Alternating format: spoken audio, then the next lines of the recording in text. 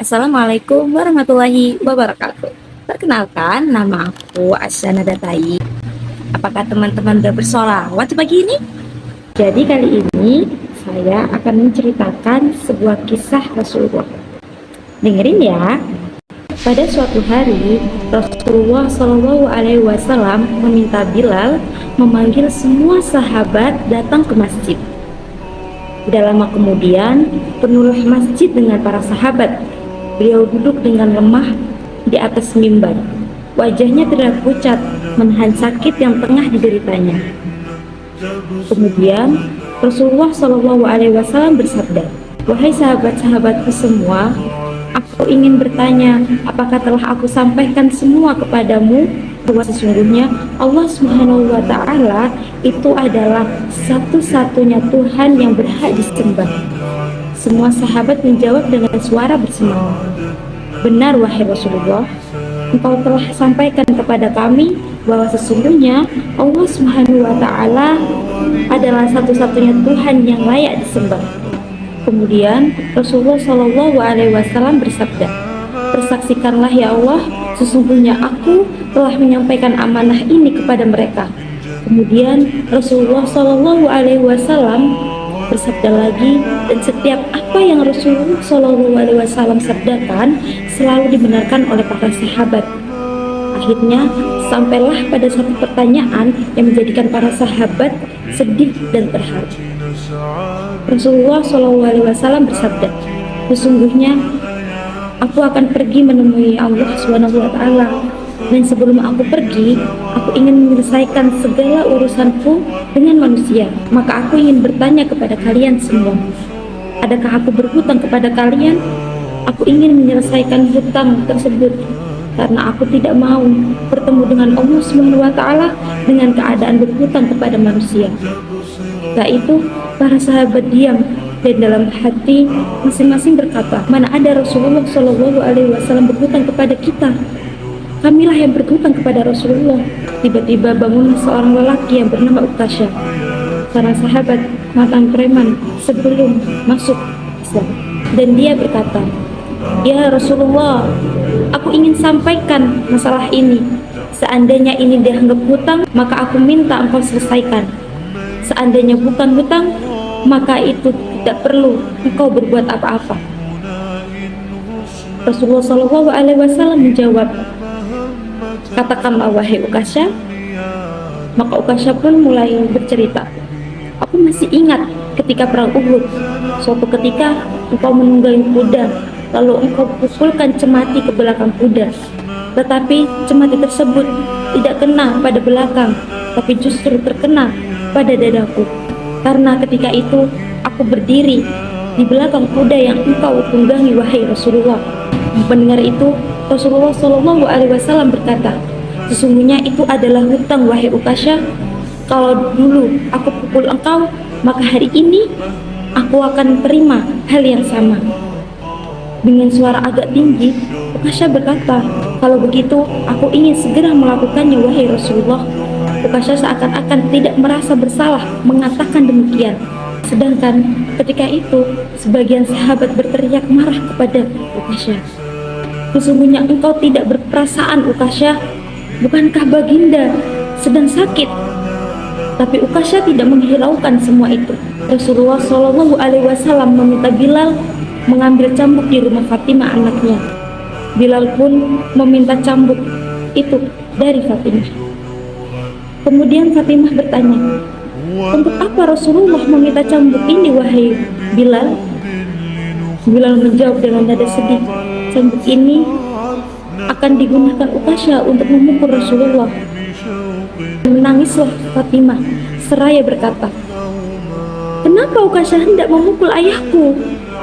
Ayahku sedang sakit. Kalau mau memukul, pukullah aku anaknya." Bilal menjawab, "Sesungguhnya ini adalah urusan mereka berdua." Bilal membawa cambuk tersebut ke masjid, kemudian diberikan kepada Ukasha.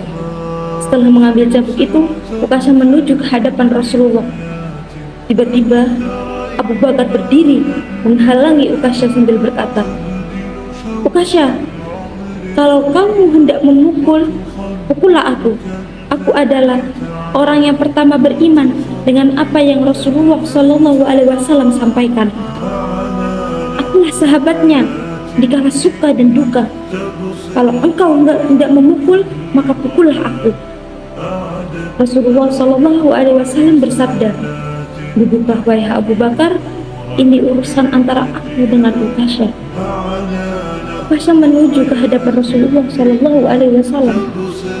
Kemudian Umar bin Khattab berdiri menghalangi Uqasyah sambil berkata, Uqasyah, kalau engkau mau pukul, pukullah aku.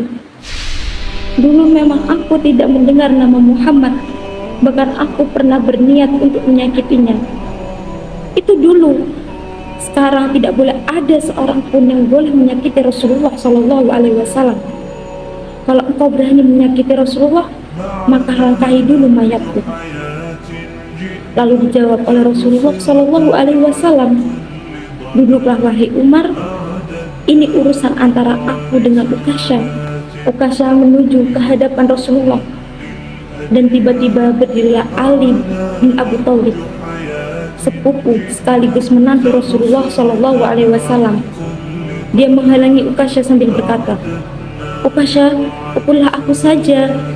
Darah yang sama mengalir pada tubuhku ini, wahai Uqasyah.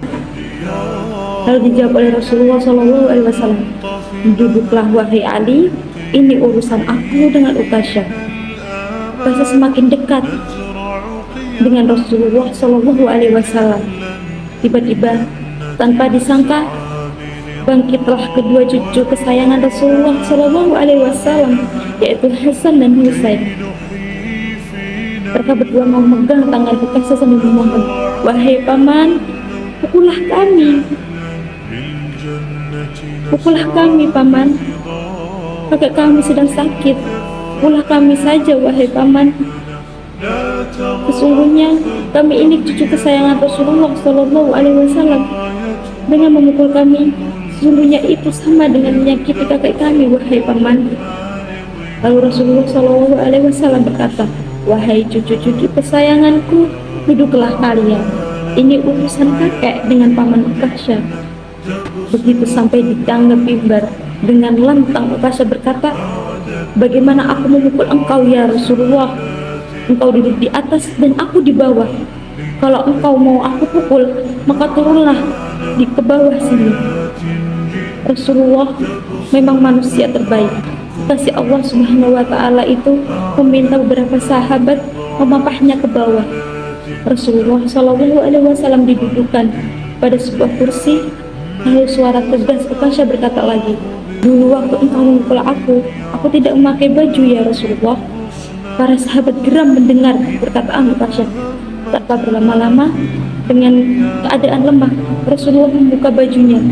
Kemudian terlihatlah tubuh Rasulullah yang sangat indah. Sedang beberapa batu terikat di perut Rasulullah, pertanda Rasulullah sedang menahan lapar.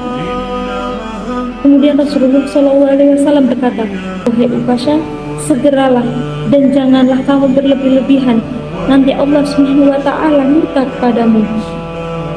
Uqasyah langsung berhambur menuju Rasulullah Shallallahu Alaihi Wasallam. Cambuk di tangannya dibuang jauh-jauh. Kemudian ia peluk tubuh Rasulullah Shallallahu Alaihi Wasallam seerat-eratnya sambil menangis sejadi-jadinya. Uqasyah berkata, ya Rasulullah, ampunilah aku, maafkan aku. Mana ada manusia yang sanggup menyakiti engkau ya Rasulullah. Sengaja aku melakukannya agar aku dapat merapatkan tubuhku dengan tubuhmu, karena engkau pernah mengatakan, barang siapa yang kulitnya pernah bersentuhan denganku, maka diharamkan api neraka di atasnya.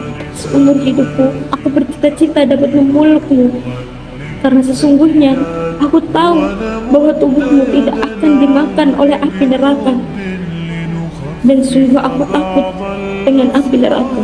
Maafkan aku ya Rasulullah. Rasulullah Shallallahu Alaihi Wasallam dengan senyum berkata, wahai sahabat-sahabatku semua, kalau kalian ingin melihat ahli surga, maka lihatlah Uqasyah. Semua sahabat menitikkan air mata. Kemudian para sahabat bergantian memeluk Rasulullah Shallallahu Alaihi Wasallam. Itulah akhir dari cerita. Jadi sekian cerita dari saya. Semoga kisah tersebut dapat menyentuh atau menyentuh hati kita untuk para umatnya yang di dunia belum sempat bertemu dengan beliau. Semoga kita semua dapat berkumpul di surganya Allah dan mendapatkan syafaat Rasulullah SAW di akhirat. Amin amin ya rabbal alamin. Assalamualaikum warahmatullahi wabarakatuh. Sallallahu ala Muhammad, sallallahu alaihi wasallam, sallallahu ala Muhammad, sallallahu alaihi wasallam.